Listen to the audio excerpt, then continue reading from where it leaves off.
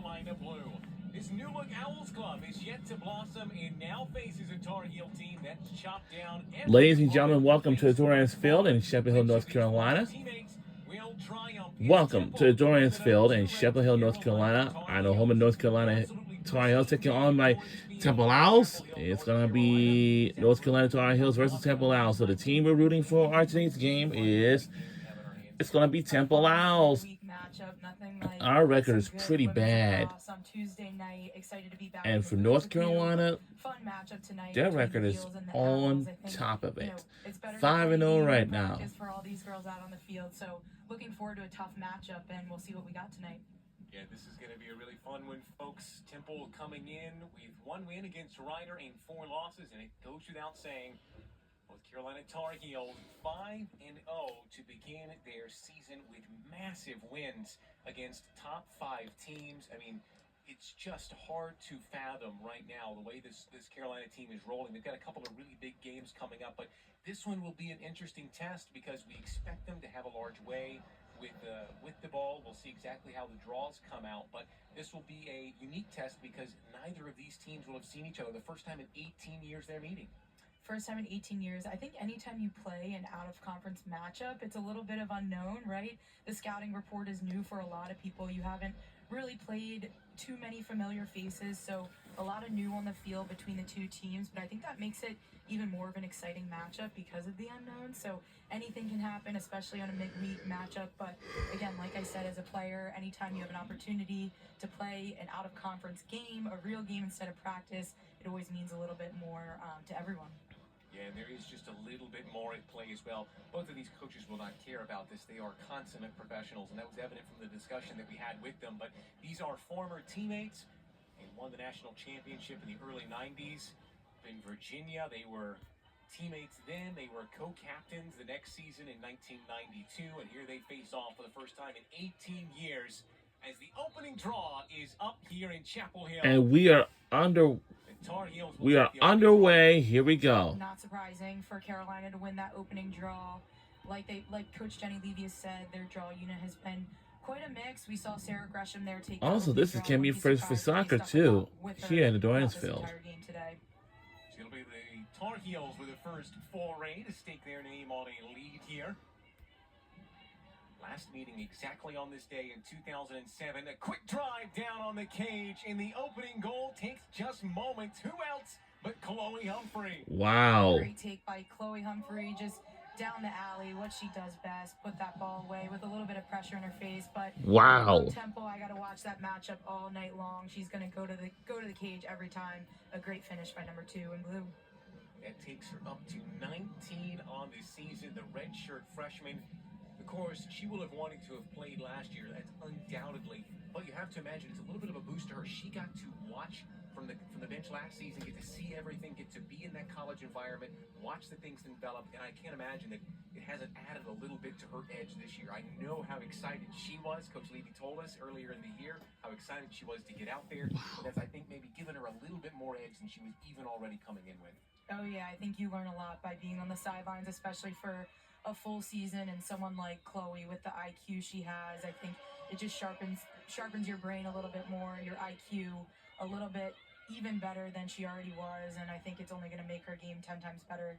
Oh, wow, another goal by North Carolina again. We're not even through the opening 45 seconds here. Straight from the back of the net. It's Ashley Humphrey this time, and a great introduction to 2 of the high-powered Humphrey sisters. Number 18 finishing on the crease. Just like her sister, that's a little bit more of her bread and butter around the crease, but just an unfortunate slide by Temple in the transition, sliding low to high, showing that availability on the crease, and Ashley Humphrey's going to finish that 10 times out of 10. Well, we knew that UNC was going to come roaring out of the gates here today. 2 goals in the first 45 seconds. I don't know if we had that one pegged down. All starting on the draw right now. You said it exactly right, Andy, in our conversation we had with Coach Levy. That was kind of what I brought up to her. No one player is dominating in there. And she said it really is a group effort. It's also a matchup. And she said that's one of the things that's been really great for them is that because they do have a lot of different options both in and around that draw circle, if they've got one player that they know matches up well against the opposition, they can go there. Totally. The draw is a chess match, as I like to call it, but a lot of times you're depending on the people in the circle. Avery Roberts did a great job picking up that 50-50 ground ball and coming up with possession for her team. Here they go again, looking to make it a quick three to open us up here from Dorrance Field. Absolutely pristine environment for some women's lacrosse. Back at X, Humphrey. Temperatures in and around the low 60s. Carolina blue sky. Great painted cloud sky. Humphrey. Ball comes loose, no whistle. The Owls will get their first takeaway of the day. Great collapse by Temple's defense. Sabrina Martin coming up with that ground ball. But again, Temple's got to take care of that ball in transition. Here's exactly what's been a big talking point for the Owls is their turnovers. It's one of the first things that came out of Coach Bonnie Rosen's mouth when we talked to her earlier today. Just focus on cleaning that up. And it's not easy because they've got a big transition this year with a lot of new players. We'll talk about that in a minute. But also, she wants their defense to be a spark for their offense. Totally. I think tonight, one thing, a key to Temple here is going to be taking care of the ball again in the 30s, but also getting it into their offensive end and really getting into a solid set, a solid possession. And she's going to need a lot of her upperclassmen to step up and take that leadership on the offensive end. Right back the other way for UNC. Brooklyn Walker-Welch was there. I don't know if we can win this game today because for North Carolina, they are really tough now. Humphrey. Continuation here. Looking to make it three quick. Whistle will bring it back to the free position. One of Carolina's strength is absolutely pushing them in transition from the defensive to the offensive end. And their middies getting up and out to get their attackers that ball. So if I'm Temple, I got to watch that as well, making sure we're getting back and matching up. Marissa White, that one's wrangled by Grolman. Her opening save of the afternoon. There was one name after so many have rotated off this Temple lineup that you knew was going to be there from the start, and that is Taylor Grolman. This Temple team lost big names. Belmastro Pietro being the largest of them. It was a class that set records all up and down. Just about every statistic you can imagine, and they lost a large number, not just some heavyweights, but just up and down their roster as Humphrey tries to chase onto this. So they are, as Coach Bonnie Rosen said, in a new generation, the next generation. A lot of sophomores and juniors having to step up. And those are the realities, Andy, of the end of the COVID years. There's going to be a lot of teams, as you know with Notre Dame, as well as losing 17 players from last year. It's the realities that these coaches are having to face.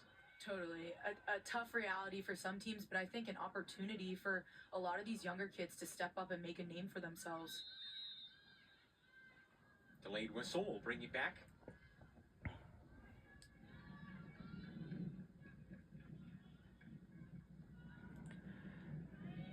Eliza Osborne.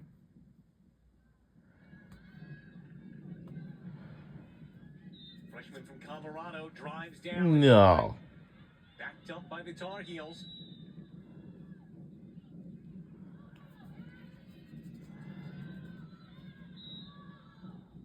Humphrey gets his back underway. Quick feed inside. Just missed the intended stick. Brooklyn Walker-Welch doing what she does. Quick break up between the 30s. Again, another unfortunate clear by Temple. I think anytime we're going to get a timeout here in the first quarter, that's going to be one thing they're harping on. You got to take care of the ball, especially transitioning in it and getting the ball into a lot of their players, defenders with a good stick. Another really quick flip inside the 8 that doesn't meet its target. They hold on to it, though. 2 quick fire goals inside the opening minute. Waiting for number 3, swiped away. We swiped away. Madison Moten with the caused turnover.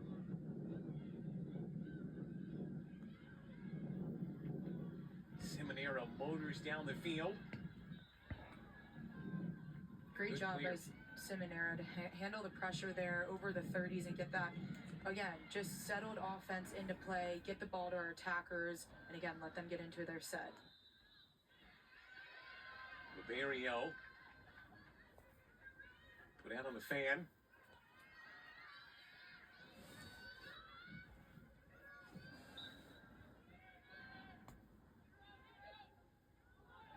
Edge of the crease, diving in, opening goal.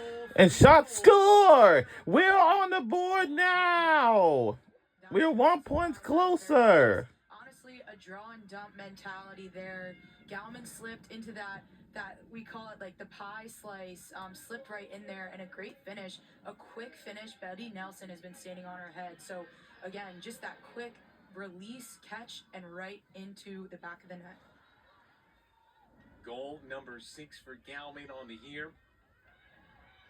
She's got a point in every game so far. She continues that streak. One of those sophomores that's having to step up this year, but she really is like a freshman. She did not play last season. That sophomore class was really emphasized by Coach Rosen, talking about this new generation, focused on the likes of Galman, Caravella as well. We're really starting to make a name for themselves. That's one of the things is you can't live in the past either. It's one of the things Coach Rosen's saying is actually really fun to watch because they learn from the previous group, but they don't have all the context of it. They can make a name for themselves and be their own identity. Exactly, and I actually love that response by Temple. We saw a couple failed clears of 3 maybe in a row.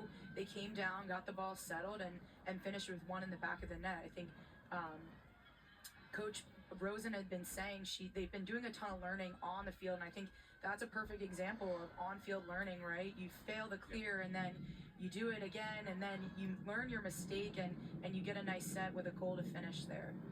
Here goes Humphrey. Speeding away, picking out that top corner. Wow. Just like that. And a shot scores by North Carolina Tar Heels. Great finish by Chloe Humphrey. Like you said, picking apart the defense, dodging 1, 2, 3 defenders, and finishing that top left. I mean, that's picture perfect finish. If I'm a young lacrosse player, that's how you finish the ball. 4 hat tricks in 5 games so far this season. She did not get one against Syracuse. She is on the doorstep already here. She is no stranger to adversity. Of course, we've talked about how she missed last season due to injury, but she missed her freshman season of high school due to